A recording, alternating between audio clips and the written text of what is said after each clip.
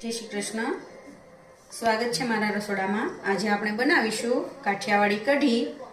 એના માટે સામગ્રીમાં લીધી છે મેં 2 ટેબલસ્પૂન ચણાનો લોટ,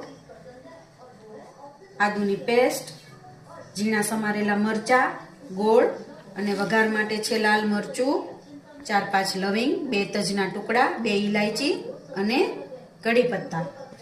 તો ચાલો આપણે પહેલા કઢી માટેની ગ્રેવી બનાવીએ. મેં અહીંયા પહેલા જુદી લઈ લીધી છે. બધી છાશની અંદર મેં નાખ્યું નથી. કઢીમાં છાશ મેઇન હોય છે. મેં 1 લીટર છાશ લીધી છે. થોડી એવી છાશ નાખી અને આપણે એને ધીમે ધીમે મિક્સ કરી દઈશું.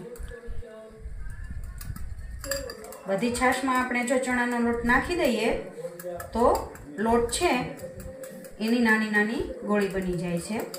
એટલે પહેલાં થોડી છાશમાં લોટની પેસ્ટ તૈયાર કરી લેવાની ને પછી જ ઉમેરવાની. જો આપણી પેસ્ટ તૈયાર થઈ ગઈ છે એને હવે આપણે આ બાકીની છાશમાં ઉમેરી દઈશું. સાથે સાથે જે આપણે આદુ વાટ્યું છે એ પણ એમાં નાખી દઈશું. ઝીણા કાપેલા મરચાં,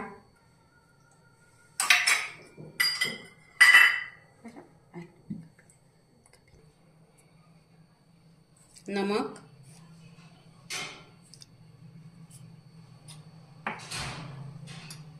હળદર,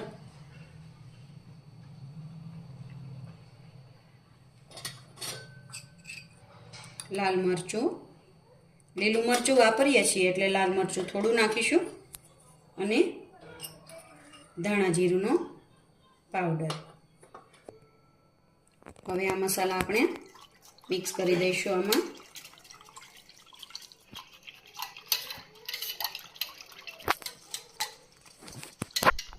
અને આ જે કઢી માટેનો ગોળ તૈયાર કર્યો છે એને આપણે વઘારી નાખશું. કઢીમાં વઘાર છે એ મહત્વનો હોય છે. તો ચાલો આપણે જોઈએ વઘાર કેમ કરીશું. વઘાર માટે મેં તેલ ગરમ કરવા મૂકી દીધું છે અને થઈ પણ ગયું છે. મેં સિંગ તેલમાં વઘાર કરું છું. હવે સૌ પહેલાં આપણે સૂકા લાલ મરચાં નાખી દઈશું. તજ, ઇલાયચી અને લવિંગ એ પણ નાખી દઈશું. ઇલાયચીથી કઢીનો સ્વાદ છે ને એ ખૂબ જ સરસ આવશે.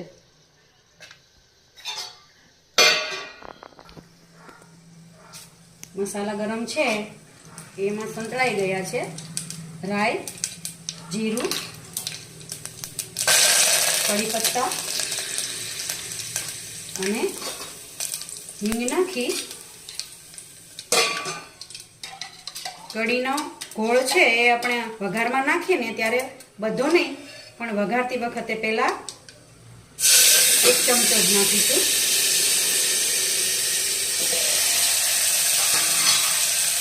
બાકીનો ગોળ છે એ હવે રેડી દઈશું.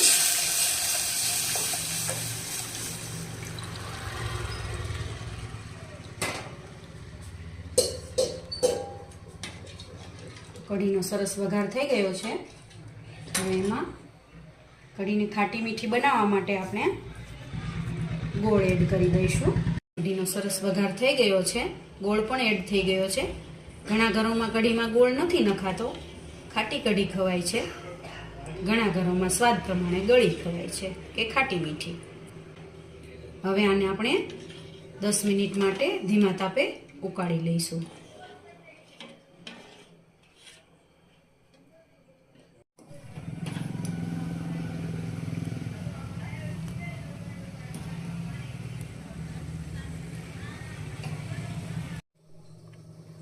જો આપણી કઢી સરસ ઉકળી ગઈ છે. હવે આપણે ગેસ બંધ કરી દઈશું.